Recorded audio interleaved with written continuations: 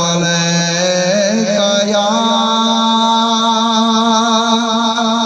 या रसूल अल्लाह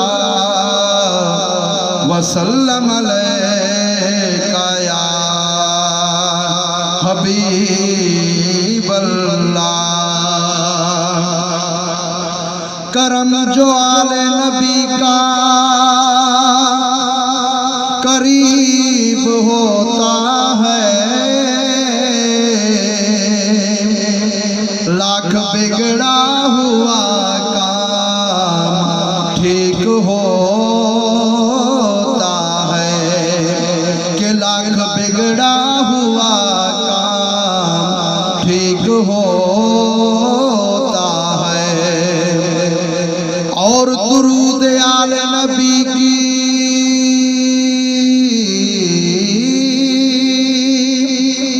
ये फजीलत है कि ला शरीक भी इसमें शरीक होता है। तो आप भी शरीक हो जाइए सल्लल्लाहु अलैका या रसूल अल्लाह वसल्लम अलैका या हबीब अल्लाह।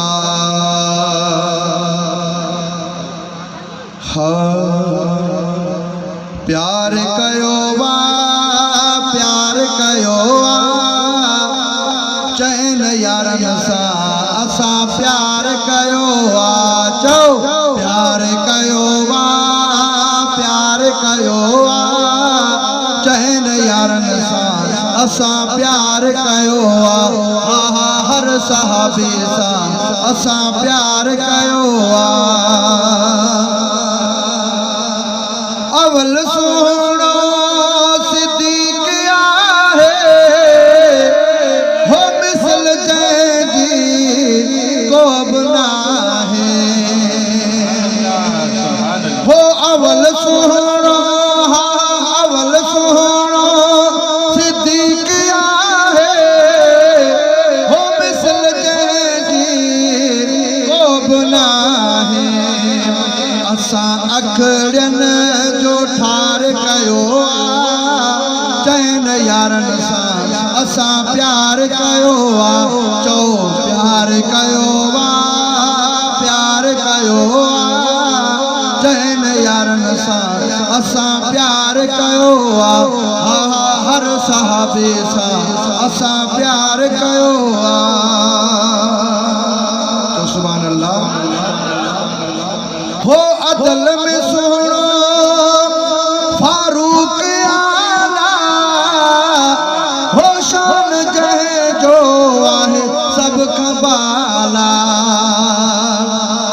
हो अदल में सुनो अदल में सुनो फारूक आला हो शान जहे जो आहे सब कबाला।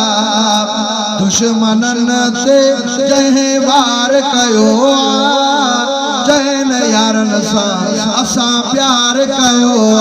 चो हक चार यार हक चार यार हक चार यार हक चार यार प्यार कयो वा प्यार कयो चैन यारन सा असा प्यार कयो।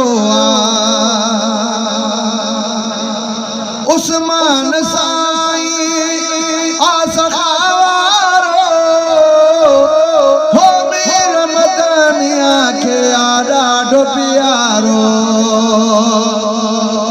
हो उस्मान साईं आसखावारो हो मीर मदनिया के ॾाढो प्यारो। ज़ुन्नुरिन लक़ब निर्वार कयो चैन यारन सा असा प्यार कयो चो प्यार कयो प्यार कयो चैन यारन सा असा प्यार कयो हर सहाबी सा असा प्यार कयो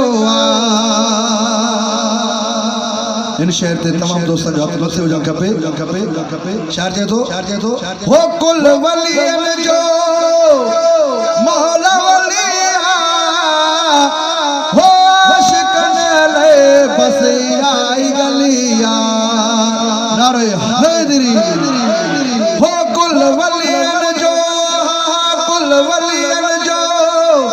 मौला वलिया हो शिकन ले बस आई गलिया भेड़ो असांजो चहे पार कयो चैन यारन सां असां प्यार कयो चो प्यार कयो